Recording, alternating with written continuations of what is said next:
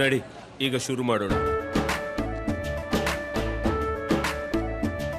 ಕೇಸರಿಯಿಂದ ಮನೋಲ್ಲಾಸ ಮನಸ್ಸು ಮತ್ತೇರಿ ಕುಣಿದಾಡಿದೆ ನೋಡು, ಮನಸ್ಸು ಮತ್ತೇರಿ ಕುಣಿದಾಡಿದೆ ನೋಡು. ಕ್ಷಣ ಕ್ಷಣವೂ ಆಚರಿಸಿ ಕೇಸರಿ ಹಬ್ಬ. ವಿಮಲ್, ಬಾಯಲ್ಲಿ ಹೇಳಿ ಕೇಸರಿ. ಮಾಡಿ ದುಡ್ಡು ಮಾಡ್ದ. ದಾವಣಗೆರೆಯಲ್ಲಿ ಸಂಸದ ಸಿದ್ದೇಶ್ವರ್ ವಿರುದ್ಧ ಶಾಮನೂರು ಸಿಡಿಮಿಡಿ.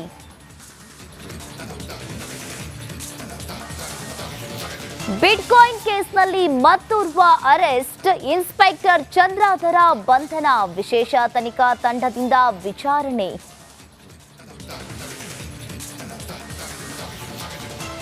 ಕೋಲಾರದಲ್ಲಿದೆ ಏಷ್ಯಾದಲ್ಲೇ ಅತಿ ಹೆಚ್ಚು ಹಲಸು ಹೊಂದಿರೋ ತೋಟ. ಹಲಸು ಗಾರ್ಡನ್ನಲ್ಲಿವೆ ಬರೋಬ್ಬರಿ 1500ಕ್ಕೂ ಅಧಿಕ ಮರ.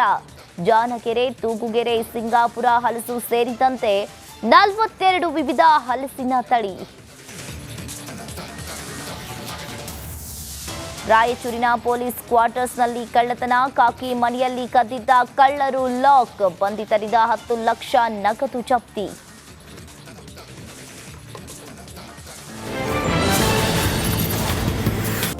ವಿದೇಶದಿಂದ ಪ್ರಜ್ವಲ್ ರೇವಣ್ಣ ಆಗಮನಕ್ಕೆ ಎಸ್ಐಟಿ ಪೊಲೀಸರು ಕಾಯ್ತಾ ಇದ್ರೆ, ಪ್ರಜ್ವಲ್ ರೇವಣ್ಣ ಬಂಧನಕ್ಕೆ ಆಗ್ರಹಿಸಿ ಇಂದು ಹಾಸನದಲ್ಲಿ ಬೃಹತ್ ಪ್ರತಿಭಟನೆಯನ್ನ ನಡೆಸಲು ಪ್ಲಾನ್ ಅನ್ನ ಮಾಡಲಾಗ್ತಾ ಇದೆ. ಮೊದಲು ಹಾಸನ ಹೇಮಾವತಿ ಪ್ರತಿಮೆ ಬಳಿಯಿಂದ ಬೃಹತ್ ಮೆರವಣಿಗೆ ಆರಂಭವಾಗಿ ಬಳಿಕ ಬಹಿರಂಗ ಸಭೆ ನಡೆಸಲಾಗುವುದು. ಇನ್ನು ಸಹಸ್ರಾರು ಸಂಖ್ಯೆಯಲ್ಲಿ ಹೋರಾಟಗಾರರು ಭಾಗಿಯಾಗಲಿದ್ದು, ಸುಮಾರು 113 ಸಂಘಟನೆಗಳು ಹೋರಾಟಕ್ಕೆ ಬೆಂಬಲವನ್ನ ನೀಡಿವೆ. ಪ್ರಜ್ವಲ್ ರೇವಣ್ಣ ಪೆನ್ ಡ್ರೈವ್ ಪ್ರಕರಣ ವಿಚಾರಕ್ಕೆ ಸಂಬಂಧಿಸಿದಂತೆ ಮಂಡ್ಯದಲ್ಲಿ ಸುಮಲತಾ, ಅಂಬರೀಶ್ ಪ್ರತಿಕ್ರಿಯೆಯನ್ನ ನೀಡಿದ್ದಾರೆ. ಪೆನ್ ಡ್ರೈವ್ ಪ್ರಕರಣ ದುರಾದೃಷ್ಟಕರವಾದ ವಿಚಾರವಾಗಿದೆ. ನಾವು ಮಾಡಿರೋ ಒಳ್ಳೆ ವಿಚಾರಕ್ಕಿಂತ ಇಂತಹ ವಿಚಾರಗಳಿಗೆ ಪಬ್ಲಿಸಿಟಿ ಸಿಗ್ತಾ ಇದೆ. ಇದು ನನಗೆ ಅರ್ಥ ಆಗ್ತಾ ಇಲ್ಲ ಅಂತ ಸುಮಲತಾ, ಅಂಬರೀಶ್ ಹೇಳಿದ್ರು. ಗಂಡನ ಸಾವಿಗೆ ನ್ಯಾಯ ಬೇಕು ಅಂತ ವಾಲ್ಮೀಕಿ ಅಭಿವೃದ್ಧಿ ನಿಗಮದ ಅಧೀಕ್ಷಕ ಚಂದ್ರಶೇಖರ್ ಪತ್ನಿ ಕವಿತಾ ಆಗ್ರಹಿಸಿದ್ದಾರೆ. ರಿಪಬ್ಲಿಕ್ ಕನ್ನಡದ ಜೊತೆ ಮಾತನಾಡಿದ ಪತ್ನಿ ಕವಿತಾ, ಎಸ್ಐಟಿ ತನಿಖೆಯನ್ನ ಮಾಡಿ ಅವರು ಬಳಸ್ತಾ ಇದ್ದ ಲ್ಯಾಪ್ಟಾಪ್ ತೆಗೆದುಕೊಂಡು ಹೋದ್ರು. ಇನ್ನು ಎಸ್ಐಟಿ ಮುಂದೆ ಎಲ್ಲವನ್ನ ಹೇಳಿದ್ದೇವೆ. ನಮಗೆ ಆಧಾರವಾಗಿದೆ ನಮ್ಮ ಮನೆಯವರು.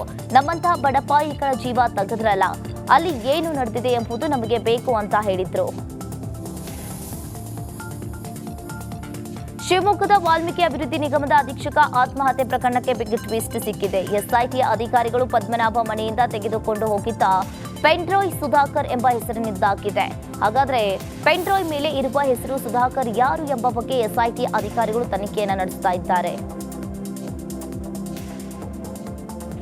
ವಾಲ್ಮೀಕಿ ನಿಗಮದಲ್ಲಿ ಆಗ್ತಾ ಇದ್ದ ಅಕ್ರಮದಿಂದ ಬೇಸತ್ತು ಆತ್ಮಹತ್ಯೆಗೆ ಶರಣಾಗಿದ್ದ ಅಧೀಕ್ಷಕ ಚಂದ್ರಶೇಖರನ್ ಮನೆಗೆ ನಿನ್ನೆ ಸಚಿವ ಮಧು